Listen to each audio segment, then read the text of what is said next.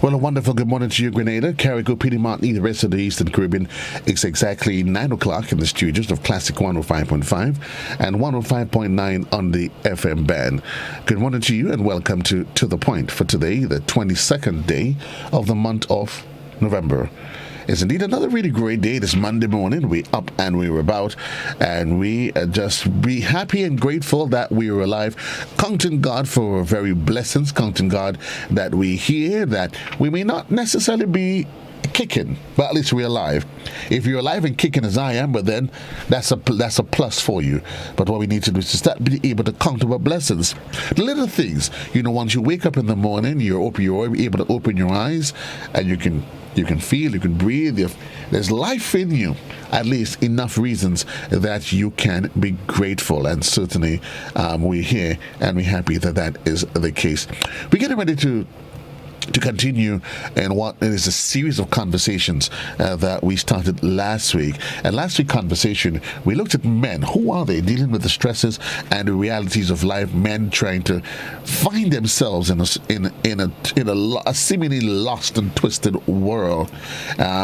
We looked at stress, and today we're going to continue with the conversation, looking at stress, depression, suicide. And certainly when you look at the reality of things, according to the World Health Organization, and this is no joke about this is key facts, and they say that more than 700,000 people die each year due to suicide. For every suicide, there's many people who attempted suicide. A prior suicide attempt is the single most important risk factor for suicide in the general population. And it is said that suicide is the fourth leading cause of death among young, and that's between the age among 15 to 19-year-old. 75% of global suicides, it occurs in low and middle income countries. And it continues to give a number of ways in which they commit the act. Good morning. I want to say this time good morning to my dear friend, our friend that is. It's probably become almost like his family now, Dr. Augustine Panchoo. Doc, good morning. Welcome to the program. Listening to the stats there, Doc, it's some rather harrowing. It tells a harrowing tale, doesn't it? Good morning, Joe. It is a pleasure to be able to join with you again this bright and sunny Monday morning, the 22nd day of November. Yes. In just over a month from now, we celebrate Christmas, and then 7 days later, the end of the year. So it's a joyous feeling. It's a festive mood. Yes, indeed. That we are in, and I'm glad to be able to join with you as we traverse and we talk about men's emotional and psychological health and well-being. We just celebrated the International Day of Men and Maleness, and worldwide people have been looking at the different areas of men's development, whether it is physiological or social or emotional development. Yes. And I'm glad we're continuing with our discussion, because certainly we will not be able to exhaust the issues relating to men and maleness and the role of men, whether they are fathers, mentors, husbands, uncles, whatever relational category that we put men in, Joe. There is so much to talk about it relating to men. And so I'm glad, let's do this. Let's talk today. Today really, I want to take a spin off, and I want to talk about, you introduce suicide and self-harm. And we're staying with the topic, but I've encapsulated today's discussion. I want to talk about male violence, because I'll show you, Joe, that suicide is a form of violence. Okay. It's a form of violence against self. Okay, but we have so many facets of what we refer to as violence, whether it is the perpetrators of domestic violence, self-harm as in suicide, or or verbal aggression, whether it is in the workplace or in the home, or actual physical violence through manifested through violent acts, gang-related activities. These are all acts of violence that we have to deal with and we have to address because it is there. So today, I am going to take a sort of biosocial view, because I'm going to present some biology about the brain and how what it does and how men brain kind of work. We're not going to go deep into anatomy and physiology necessarily, but I'm going to present some peripheral view of how the brain function, and then we are going to look at the psychosocial piece of how to tie that in with violence and males. So that's what we're going to be doing today. So then it begs the question, what if you can share the difference in men, male and female, in terms of the composition of the brain, how our brains are developed, and what makes us who we are? What are some of the striking, telling differences, Doc? Okay. I want to do a comparison of the brain, physiological comparison at a later time. But today, I want to let us introduce that brain, when you look at the composition of the brain of a male and the brain of a female, we share distinct commonalities. Of course, the lobes are same kinds. The parts of the brain exist for men and for women. Similarly, it's just that the composition sometimes of certain areas and certain functions differ slightly because of gender. Okay, but male and violence. Okay. I want to, you are right. Male tend to be more violent in terms of physical violence. And I want to go with the history of the way we see maleness.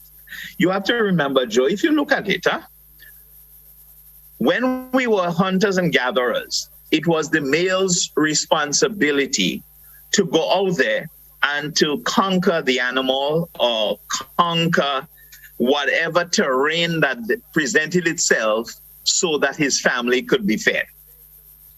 Males were required to be aggressive. They were not passive. They were required to be aggressive, exhibiting a lot of sometimes violence against whatever came in their way, so that them and their family could survive. So there is no question about that. Look at how many people go to war. Let's just look at war. Women are going to war, but they are going in very minute, small numbers. But you have to also remember, watch this, Joe, which is really important. When you look at the statistics, there are more females in the world's population than there are males.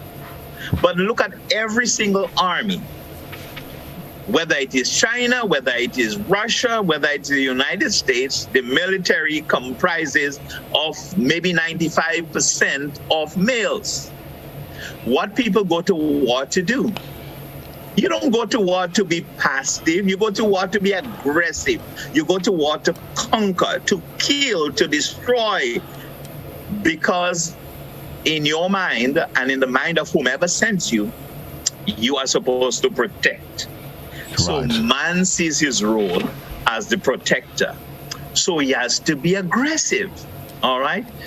But that is sociologically, but that is not just happenstance, just because society places the burden of protection a lot of times mostly on the male. No. Man's aggression comes from three different sort of points of origin. One, you have what is called the chemical imbalance. So there are some people who have a chemical imbalance that make them more prone to violence and aggression. Okay. you come up with that. You come up to some people, Joe, in society, even in our village. Let's be real about what we see. Okay, there are some people who have a personality that they never raise their voice. They are never involved in an altercation, whether it's verbal and or physical. But there are some people in our community, in your local community, and it could be whether in your church, in your groups, whatever it is, they seem to be prone to aggression. Small things are blown out of proportion. Okay, right. And you wonder, and sometimes we look for derogatory terms to call them and to refer to them, right? And really, it could be based upon a chemical imbalance. That's something that's going on. Testosterone, is it?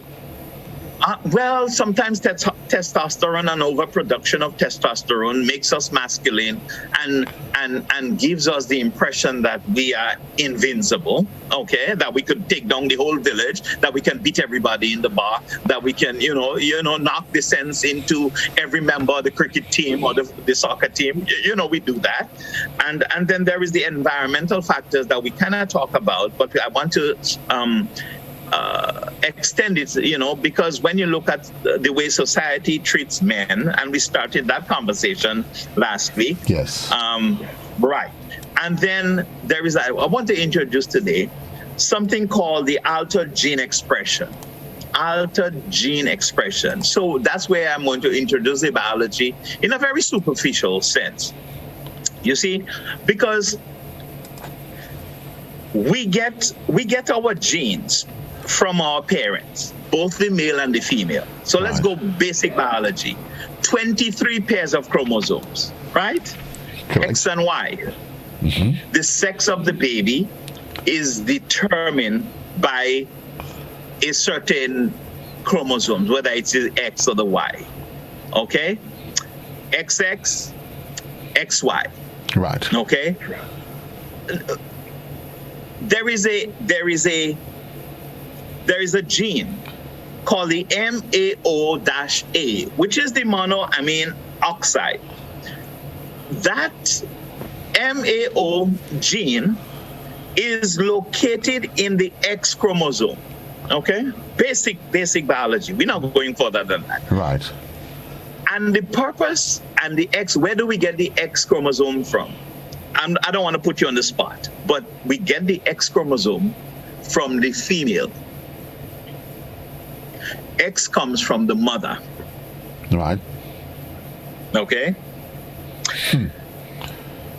The Y comes from the father. When you look at the cell, the X chromosome is more powerful. The mother's gene is more powerful than the Y chromosome. Any biology book tells you that. Right. We get more from our mother, the X gene, than we do get from the father. But here is what happens with the MAO variant of the functioning of the gene that is in the X chromosome. You see, here's what happened is that it regulates our body defense, whether it's serotonin, dopamine, or norepinephrine. I said biology, right? So the serotonin, dopamine, and norepinephrine affects the way we defend, where the body is called the body's defense to just everything in life. A dog barks, it activates the level of norepinephrine, which is adrenaline. Right. Okay? So you could defend yourself and your child. And these are chemical releases, dog, that occurs naturally in your body. Right, just natural. And so you feel the pangs of hunger. So, for example, you feel the pangs of hunger, and immediately your body tells you, hey, I need to have food for my family. So you look in the refrigerator, watch this, and you see a bottle of water. You open the freezer itself, no chicken, no sausage, nothing. So immediately your body goes into protection mode because you have to protect yourself and your family. That's how it is. And so here are some of the things.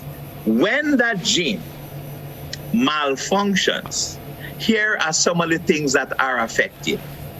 Our intelligence, I'm talking about the X gene from the mother That we get from mommy. in the male. Right. Watch this. Intelligence, our mood. We have severe mood swings as male. Now, you may hear people saying, oh, women have a lot of mood swings. Oh, of course, hormonal changes during menstruation and etc. and other developmental periods in their life, they have the mood swings. But males, we have severe mood swings. But we mask it, and I will talk about that. And would it be fair to say, though, Doc, that even in women, if they probably, and you always say we hear the women, they could ultimately identify why they have that mood swing. If you ask them, they will tell you. Unlike a male, absolutely. you're vexed. Why you vexed? I don't know why I'm vexed. And you don't know. But you you're vexed. absolutely don't know. And I am glad that you colloquialize it by using the word vex, because vex is an emotion that is associated with a mood. Yeah. Right. You wake up and you're just mad and vexed for no reason. That's mood disorder. Okay? So we talk about intelligence, we talk about mood. Joe, memory. Just memory. Sleep. Social, the ability to interact socially, social interaction, Right. and just physiological brain development. Now, these are the things.